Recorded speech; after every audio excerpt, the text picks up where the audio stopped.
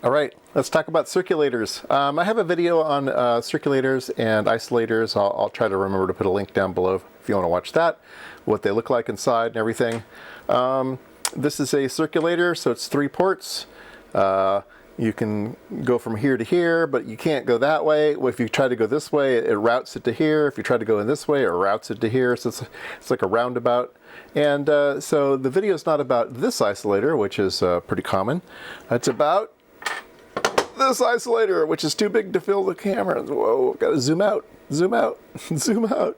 This thing is giant. Look at my hand. This thing is giant and very, very heavy. So it's got N connectors, and so it must be kind of VHF somewhere in there, right? Maybe it's, I think it's even probably lower than 800 megahertz. I was thinking at first it was like 800 megahertz, but it looks more like maybe around 500 megahertz. So yeah. This thing is a beast. It is a beast. So let's see if we can measure it and see what frequency range this thing operates at. So the way I'm going to do that is I'm going to turn it into an isolator. When you turn it into an isolator, you put a 50 ohm load on one of the ports. In fact, this one's labeled load, but they're usually just 1, 2, 3. But I'm going to put a 50 ohm load here. So things will go this way, but if things try to come back this way, they'll go down to the load. So what we're going to measure is the frequency response in this direction, and then the frequency response in this direction. That'll tell us what's going on, okay? And the way I'm going to do that today, there's all kinds of ways to do it. The way that I'm going to do it today is I'm going to put in a noise source, and I'm going to measure it with a spectrum analyzer. And so let's get that set up. Okay, the first measurement we're going to make is a through measurement. That is our noise source. It's not level. So we will level it. We will do a normalize. Now everything's going to be straight across. And we will set that reference to about there. Let me get rid of this line here. All right, so everything is going to be referenced to that line up there. All right, so let me disconnect the through, and we'll come down here. The noise source will go on to the input.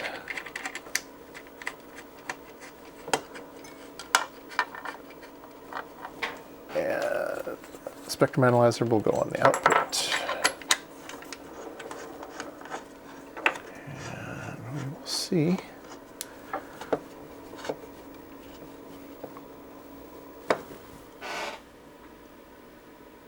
So that's pretty surprising. So really it's only working right here. It's a very narrow band. So let's turn on a marker. So it's really only working from about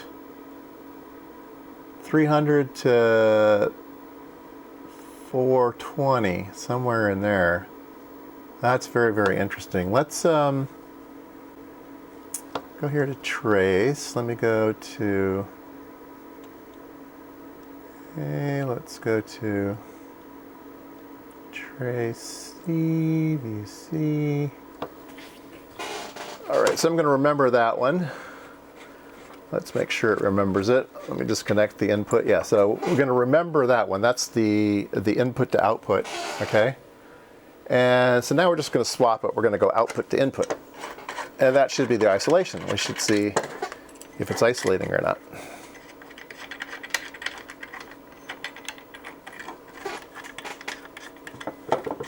Whatever doesn't make it through makes it down here to the load. Okay.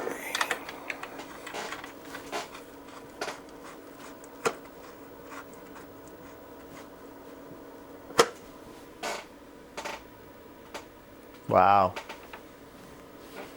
So you can see that it's definitely dipping right in here, right in that place where it does pass. So really this thing is very, very narrow band.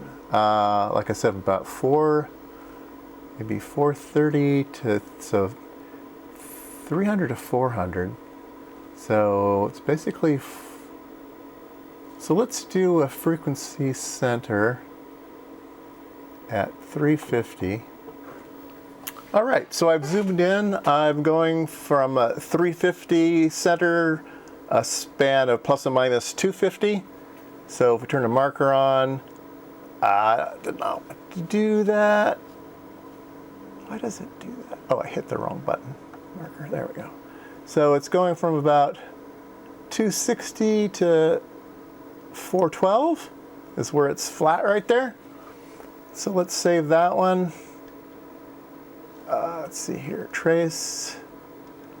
Let's move that to C. And we will view C. There we go. And then we'll swap it the other way.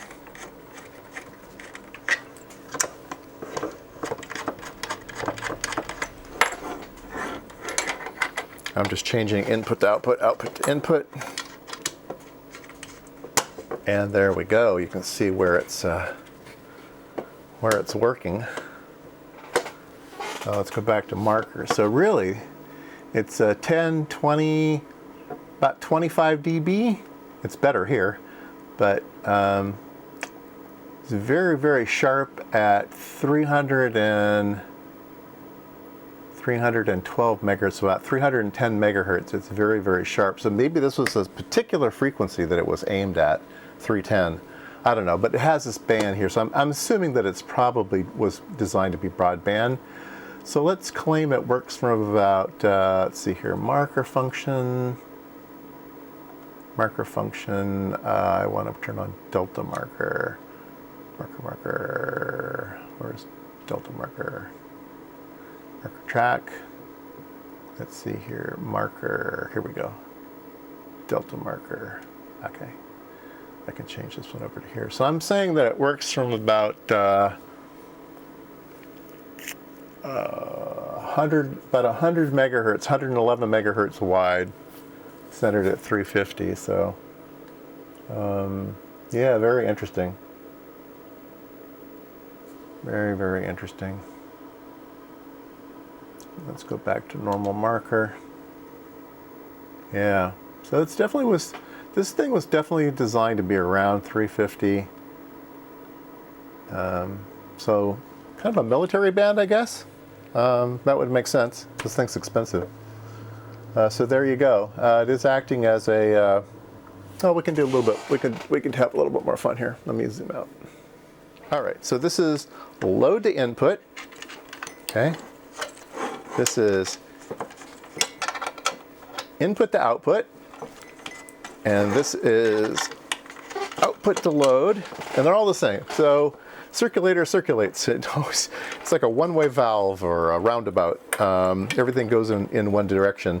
And then if we go the opposite direction, if we go from output to input, let's see here. And we have to have the load now, because that was just a reflection. So if we have a load in there, then we have it that way. If we go from load to output, and we have the load on the input, it does the same thing. And then if we go from input to load, and we put the load on the output, it does the same thing. So circulators are very, very symmetric. They work as a roundabout. They work in, it doesn't matter which one you use, even though they're labeled. It doesn't matter which one you use. It's all the same. All right, this video is getting a little bit long.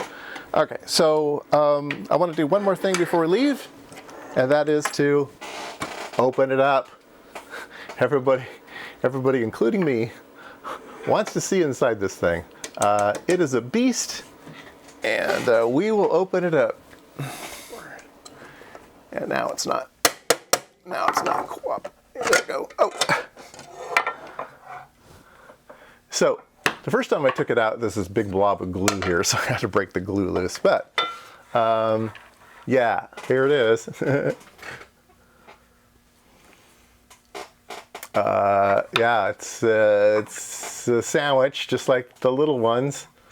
Wow, it's just a big sandwich. There's a big giant piece of ferrite in there, and a big giant magnet in there. So yeah, this thing must have been super expensive. I don't know Wouldn't want to guess how much this thing cost. Wow. Anyway, there you go. Inside of a 300 megahertz circulator. So if you didn't think that they went that low in frequency, I didn't. I thought, you know, isolators, circulators kind of started around a gigahertz. I wouldn't have been surprised if they went down to 800 megahertz, but yeah, this one's down into, way down into VHF. So 300 megahertz, pretty amazing. I wonder if anybody's ever built one in HF with this technology. I mean, maybe there's a different way to do circulator, but using ferrite and magnets at say 20 meters would be the size of your house.